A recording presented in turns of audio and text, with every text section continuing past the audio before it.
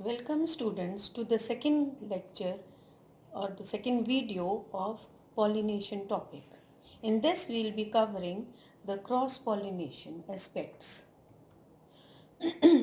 Just like for self-pollination, nature had favored the feature, same way in case of cross-pollination also, nature helps the flower to adapt so that cross-pollination is favorable.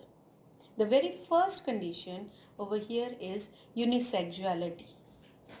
That means a flower is unisexual and it bears either the male parts, that is it is a staminate flower, or the female parts, that it is a carpellate flower. Now over here we see that if the flower is monoecious, that means the staminate flowers as well as the pistillate flowers, they are present on the same plant. To favor cross-pollination, it has to be ensured that the two flowers, they mature at the different times, or they are not in direct contact with each other to bear the pollen grains on the female flower.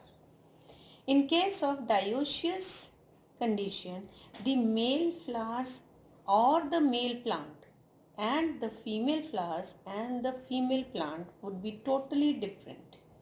So ultimately they would be leading to cross-pollination only.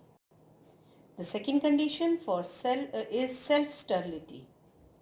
In case of self-sterility, we see that the pollen grains are scattered by the anthers, and these pollen grains, some of them they are carried away by the various agents, and the rest they may get sprinkled on the stigma of their own bisexual flower.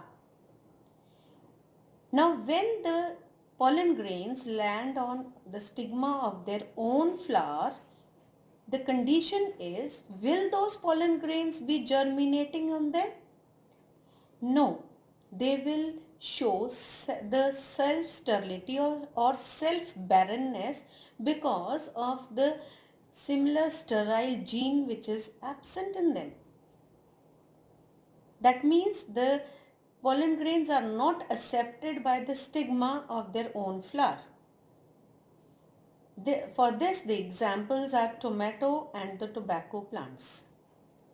The next adaptation is the dichogamy. Now, in case of dichogamy, the flowers should be bisexual. The anthers and the stigma present in the same plant, they should be maturing at the two different times. That means dicho means two, so they are maturing at two different times. Because of this feature, the self-pollination is totally inhibited. The flower has to rely only on cross-pollination.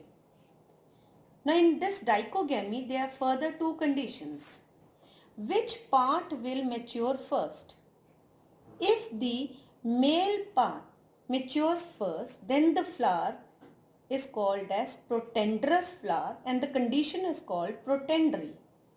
And if the female part, that is this stigma and the carpel, mature first, then the flower is called as protogynous flower and the condition is called as protogyny. The next adaptation is heterostyly. Generally we see that for pollination to be favorable, both the stamens and the carpels, they should be of the same height. But in case of heterostyly, the flowers, they have different heights of the style as compared to the stamens.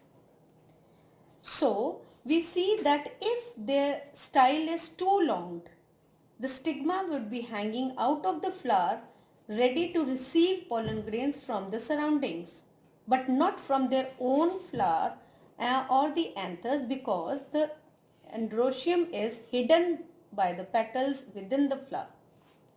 And in case of short styled carpels, we see that the carpels, they are hidden in the flower, and the androecium with the anthers, they are protruding out of the flower. So ultimately they'll have to favor cross-pollination. The next condition is the hercogamy. Herco means a barrier. That means a mechanical barrier is present between the parts of the flower.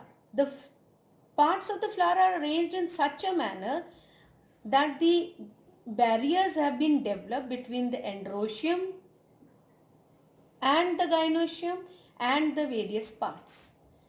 In some cases, if the carpel is hidden in the flower, the androecium hangs out and the petals hide the carpel. And if the carpel is very short, it would be that the androecium is out of the flower and the carpel is hidden by the petals.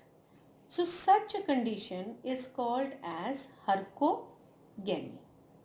Now all these adaptations which are present in the various plants will be favoring cross-pollination. But how it is that cross-pollination is advantageous in nature, or it should be a disadvantage? To see that, first we talk about the advantages.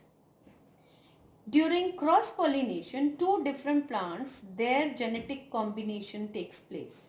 And new recombinant or new variety, more improved varieties are formed. Because of this, when more improved varieties are present, these plants, they are able to adapt the changed environmental features in a better manner. They become more resistant to the various diseases. And the yield provided by these plants is much better than the primitive ones.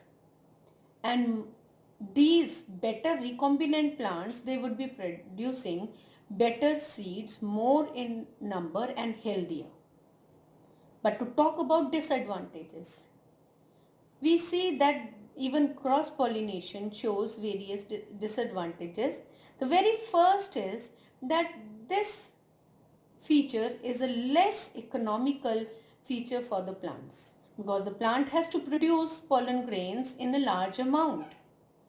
And also the various accessory structures like brightly colored large petals, scent and nectar that has to be produced. Even the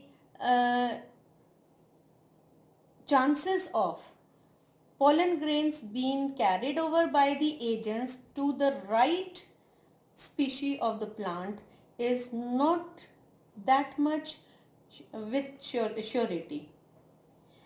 And because of this, we see that many times during cross-pollination, some undesirable characters are passed on and the recombinant would be with undesirable characters. Or many times the good characters and the undesirable characters are passed on in a very haphazard manner that the new plants which are formed are not that much appreciable to the plant society. So we see that in case of pollination, the nature also favors pollination.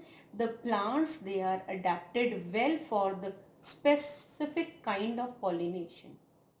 This lecture, there will be followed a short assignment which you will try to attempt in your files, and I hope you've understood both the videos well, video 1 and video 2. Thank you.